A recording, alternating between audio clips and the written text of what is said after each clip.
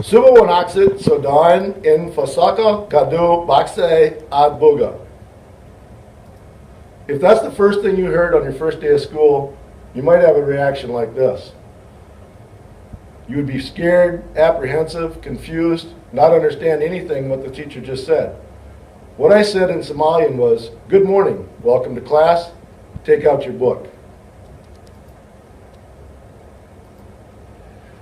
We're a global society. 20% of people in America speak a different language in their own home, and 9% of grade school and high school students are ELL, or English language learners.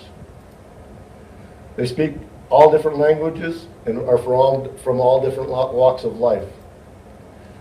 We have to understand that ELL students are not trying to take over your classroom, they're trying to assimilate into it. When we're out in public, we have to realize that if people are speaking in a language unfamiliar to us, they're not talking about us. They're trying to find groceries or order in a restaurant in their own language.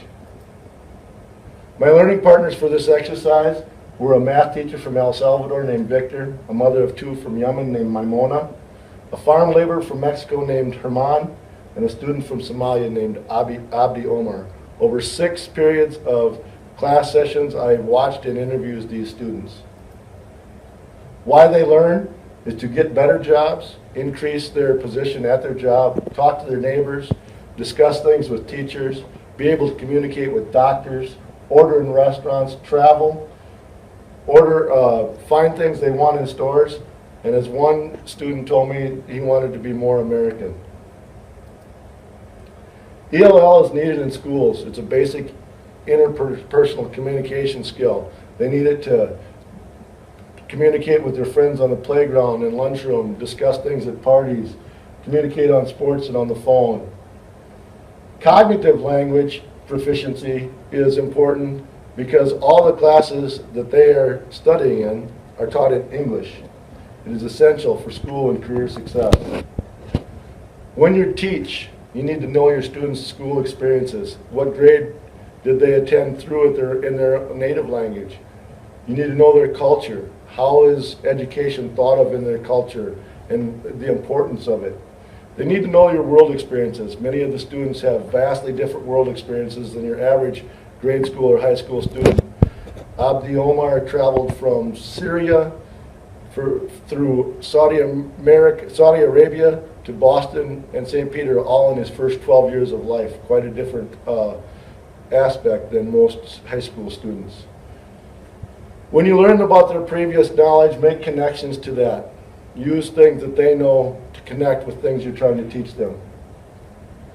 The don'ts when teaching ELL, don't make them the spokesperson for their entire culture.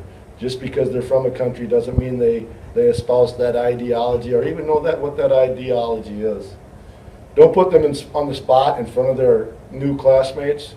They are having enough trouble learning in English, so don't put them on the spot and expect them to stand up in front of people and express an idea. The big thing is don't confuse quietness with ignorance. They hear you, they probably understand you, and they are learning. Just because they're quiet doesn't mean they're not paying attention or assimilating information. A few more don'ts. Don't raise your voice when trying to teach them.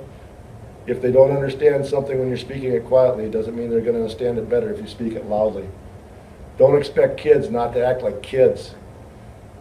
There's going to be class clowns. There's going to be people that talk to their friends. There's going to be people that forget things, just like every other student that you have. Don't expect miracles.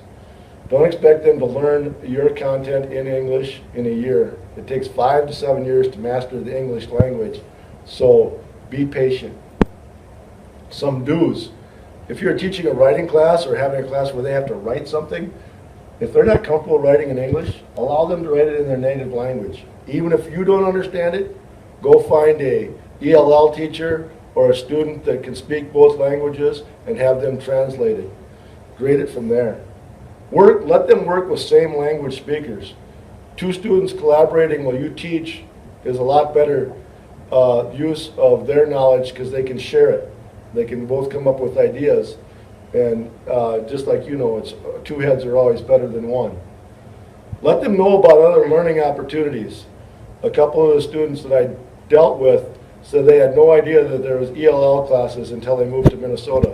In their previous states they lived in, they were just figured they were at their station in life and they would end up being a cook or a meat cutter or a laborer, and they had no options to improve themselves. Also, let them know it's okay to fail. Let them relax and laugh like other students. They tend to be very serious and worried about how they're doing, but lighten the mood once in a while. Remember, an ELL student is doing 4 times the work that your average student. They're learning the language. They're adjusting to the climate. Doesn't have many blizzards in Saudi Arabia, Somalia, or El Salvador, so know that they're dealing with those things too. They're adjusting, moving into a new culture. Understand what is they need to understand what is the norm and what is expected of them in the school setting and sports settings and social settings. They're also developing new friendships. All these things put together can bombard them with a lot of sensory input. So understand that it's going to take time. We know that English is easy for us, but it's a goofy language. It's a very hard language for them to understand. They don't understand sometimes how words can mean 2 or 3 things. I came up with this sentence. The mole picked his mole while eating a mole, watching a mole, and thinking about the mole concept. The same word mole meaning 5 different things.